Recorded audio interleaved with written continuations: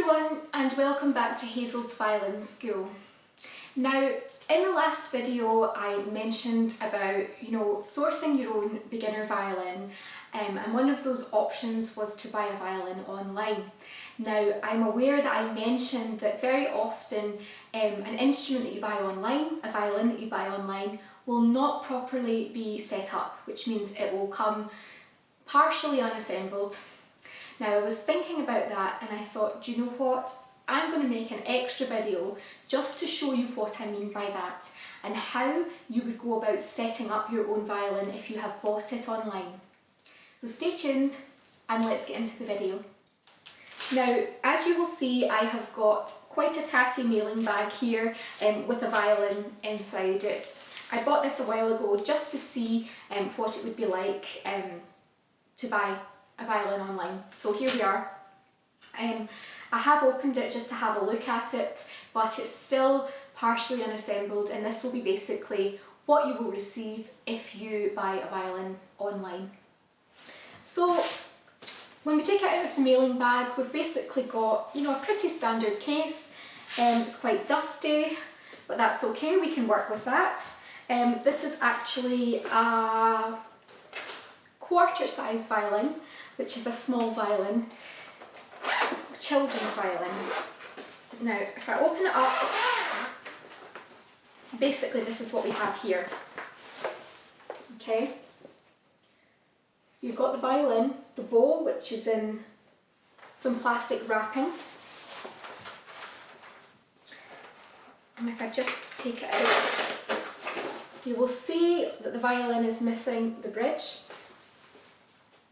The bow comes in this wrapping bag.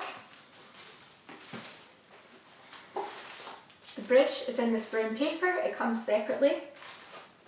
And in one of the little compartments, we've got some rosin. This is really standard and this is what you should expect if you do order a violin online. I'm just going to take the bridge out, and here you'll see it here.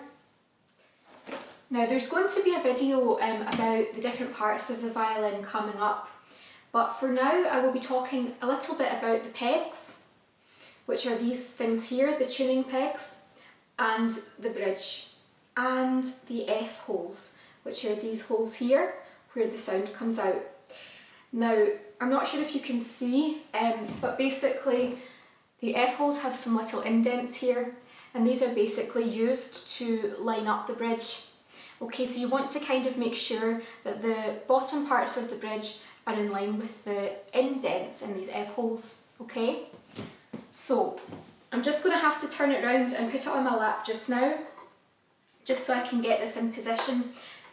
But what you want to actually do first of all is to loosen the strings, not too much, but just loosen them very gently with the tuning pegs, just so that the bridge is going to fit in quite comfortably, okay, fit under them quite comfortably. And what you want to do is you just want to slope it in and pop it on. Now, this can take some time, okay? This isn't going to be perfect because I'm just obviously doing it just to give you guys an idea of how it's supposed to look. But really you have to take some time in getting all of this lined up and all of this functioning properly, okay? You want to make sure that the strings are evenly spaced, that the bridge is sitting parallel on the violin, so that means that it isn't sloping this way or that way. It should be in line with these indents in the F holes, okay? And once you do have it positioned, so what you want to do with this bridge is you want to keep it, you want to do this very, very slowly, okay? So that the bridge doesn't snap off of the violin when you're tightening the pegs, okay? So very slowly, I'm going to turn each peg and tighten it up a little bit, okay? Now, as a rule of thumb, you want to push in as you turn.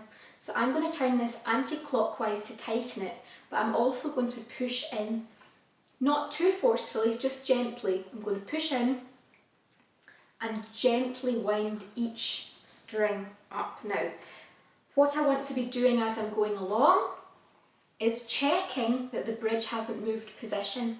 And I'm not sure if you can see, but it actually has moved position here, which means it's in danger of, snapping off. I don't mean physically snapping as in the wood snapping. What I mean is it may very well come detached from the violin again if we tighten it without repositioning it.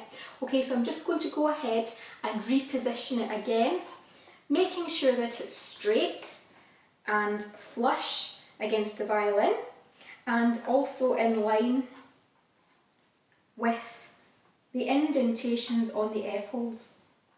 Sometimes you just have to play around with it a little bit. As long as you're gentle and as long as you're taking your time, not rushing it, it should be absolutely fine, okay? The main thing is that you're making sure the little feet on the bridge are sitting flat, sitting flush against the violin. Also, it's worth noting that brand new instruments can be quite difficult to set up because they're new. The strings haven't been broken in yet, so don't feel discouraged if you tune up your violin and 5 minutes later it goes out of tune again. That's really normal.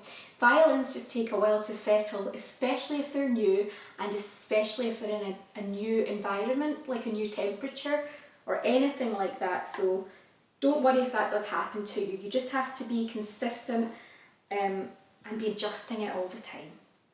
Now this violin isn't in tune yet, but hopefully you can see now that the bridge has been, I've attached the bridge. Now it isn't perfect, again, it has slipped a little bit. So I'm just going to very gently take my thumb and middle finger and very gently reposition that. Now, it's by no means in tune, but hopefully this gives you an idea as to what you would be trying to do. Again, it's so much easier if you can take this violin to someone who knows what they're doing, but I appreciate not everyone has that luxury.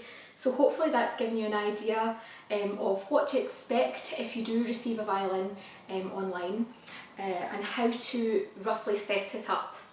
Stay tuned for the next video where I will be talking about violin tuning and care and maintenance. Thank you for watching and see you in the next video.